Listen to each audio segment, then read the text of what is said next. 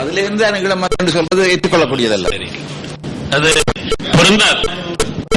அதாவது மகன் தந்தைன்னு சொல்றது மாதிரி அடையாளத்தினால யார் தந்தை யார் மகன் அடையாளம் தெரியாம போலாம். சமயத்துல மகனை தவறாக நாம் இவர்தான் தந்தை என்று சொல்வது போல இதுக்கு நம்ம மூலத்தை தேடுகிற பொழுது கொஞ்சம் வரலாற்றை மிக நுணுக்கமாக நாம் பார்க்க வேண்டும்.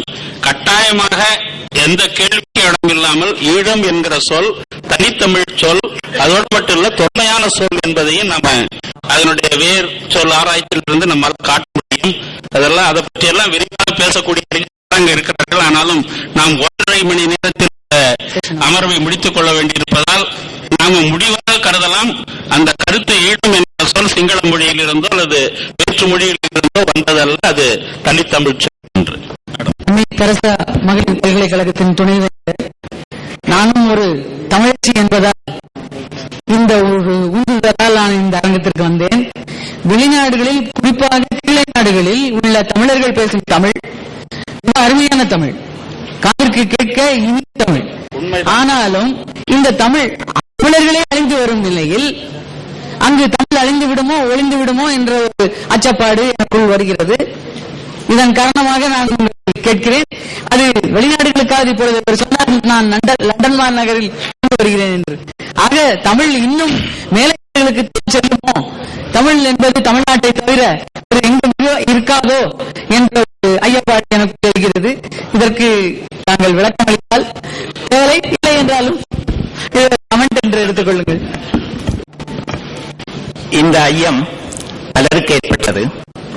50 ஆண்டுகளிலே இந்த தமிழ் மொழி அழிந்துவிடும் என்று கூட சொல்லப்பட்டது. ஆனால் எங்களுடைய மொழி இந்த தொழில்நுட்பத்துக்கு முகம் கொடுக்கின்ற அளவுக்கு என்னை முன்னேற்றி வைத்துக் கொண்டிருக்கிறது. அது ஒரு பக்கம்.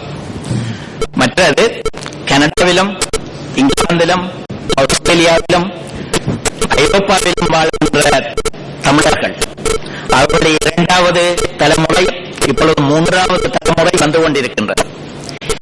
2வது தலைமுறை காலத்திலே அவர்களிடம் மிகுந்த பயம் இருந்தது, என்ன நடக்கப் போகின்றது.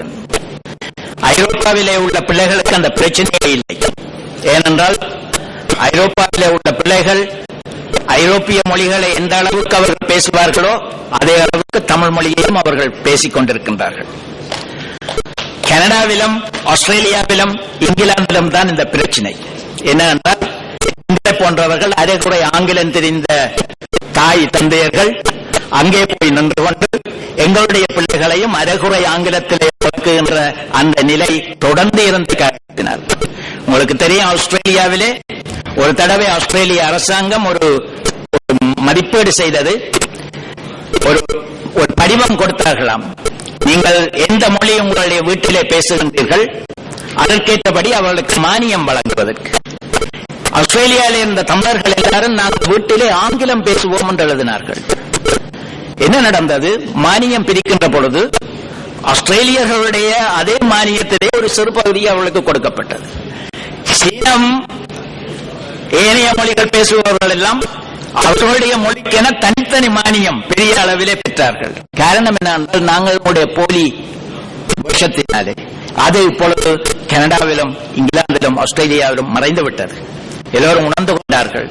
3வது தலைமுறை இப்பொழுது தங்களுடைய வேர்களை தேடிக்கொண்டு தமிழ்நாட்டுக்கும் இலங்கைக்கும் வந்து கொண்டிருக்கின்றார்கள். அவர்கள் வேர்களை தேடுகின்ற அந்த பக்குவம் வந்தவுடன் எங்களுக்கு அது பிரச்சனை இல்லாமல் இருக்கும் என்று நான் நம்புகின்றேன்.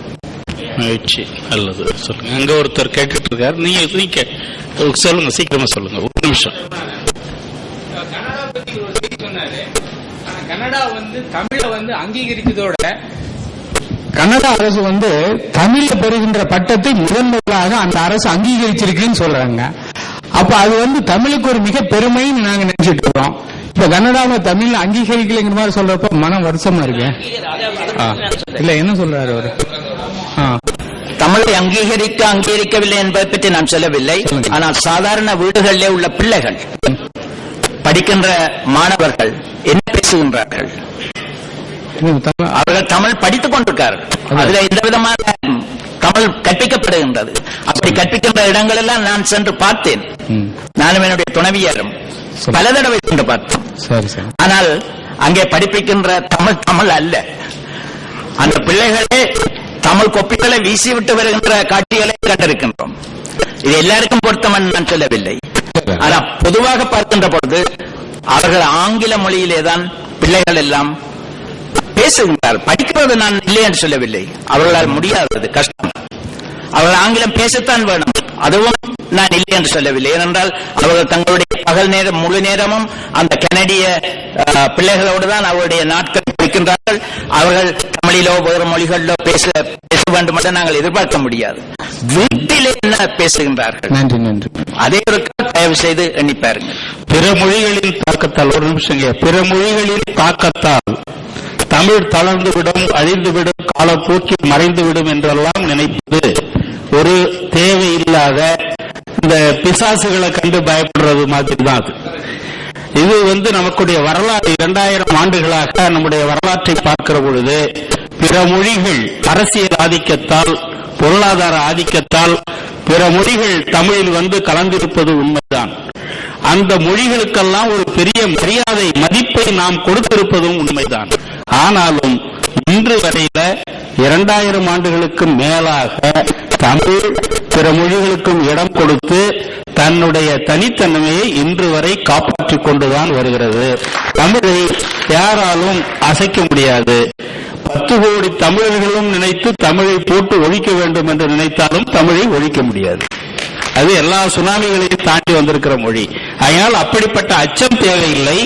ஆனால் தமிழின் வளர்ச்சிக்காக, அந்த தமிழினுடைய பெருமையை, நம்முடைய தொன்மையை காப்பாற்றுவதற்காக நாம் செய்ய வேண்டிய முயற்சிகள் ஏராளமாக இருக்கின்றன. அந்த முயற்சிகளிலே தமிழர்கள் ஈடுபட வேண்டும். ஈடுபடாவிட்டாலும் கூட தமிழ் அது அப்படியே தான் இருந்துகிட்டே இருக்கும். அது ஒரு நாள் ஒருத்தர் அதை ஒண்ணுமே செய்ய முடியாது. அப்படி ஒரு மரபு அதற்கு இயல்பாகவே தமிழுக்கு அமைந்து விட்டது. அதனாலதான் அதை யாரும் ஒன்றும் செய்ய முடியாத ஒரு நிலைமை இருக்கிறது. பேராசிரியர் அவர்கள் ஆஸ்திரேலியா பற்றி குறிப்பிட்டபடியால், நான் ஆஸ்திரேலியாவில் இருந்து வருகின்றபடியால் நான் மறுமை சொல்ல விரும்புகின்றேன். நாங்கள் இருவரும் ஈழ நாட்டவர்கள். நான் ஆஸ்திரேலியாவுக்கு சென்று 27 வருடங்கள் ஆகிவிட்டன. பேராசிரியர் சிறிது காலத்துக்கு முன்னும் தான் வந்திருப்பார் நினைக்கிறேன். அவர் அப்பொழுது நடந்த நிலையத்தை வெளியிருந்தார். இப்பொழுது HSC, அதாவது 12வது வகுப்பிலே எல்லாரும் தமிழ் எடுக்கிறார்கள் பாடமாக, யூனிவர்சிட்டி அட்மிஷன். அதில் பல மாணவர்கள் சிறப்பாக சித்தி எழுதி யூனிவர்சிட்டி எட்ட பண்ணிக்கிறாங்க. அவ்வளவுக்கு அவருடைய தமிழ் முன்னேறி இருக்கிறது. நாங்கள் 5 பாடசாலைகள் சிட்னியிலே வைத்திருக்கிறோம். அதுல 3000 மாணவர்கள் தமிழ் படிக்கிறார்கள். தான் படிப்பார்கள். அவருடைய தமிழ் மிகவும் வளர்ந்திருக்கிறது. கலை நிகழ்ச்சிகள் தொடர்ந்து நடத்தி கொண்டிருக்கின்றோம். அங்கே இருக்கிற பிள்ளைகள் எல்லாம் தமிழிலே தான் கலை நிகழ்ச்சிகள் நடத்துகிறார்கள். தூய தமிழிலே பேசுகின்ற வல்லமை அவர்களுக்கு இருக்கிறது, ஆர்வம் இருக்கின்றது. நாங்கள் மிகவும் முன்னேறி இருக்கிறோம். இதை பார்த்த காலத்துக்கும் இப்ப நடக்கின்ற காலத்துக்கும் இடையிலே ஒரு முன்னேற்றம். ஆகவே தமிழ் அங்கே முன்னேறி கொண்டிருக்கிறது என்பதை சொல்ல விரும்புகின்றேன். வணக்கம். நல்ல செய்தி. நான் முருகேஷ் பாக்கினான், பேராசிரியர் அவர்களின் மாணவர்களில் ஒருவன். கனடா பற்றிய ஒரு தகவல் சொல்ல விரும்புகின்றேன். நான் கனடாவில் இருந்து வருகின்றேன்.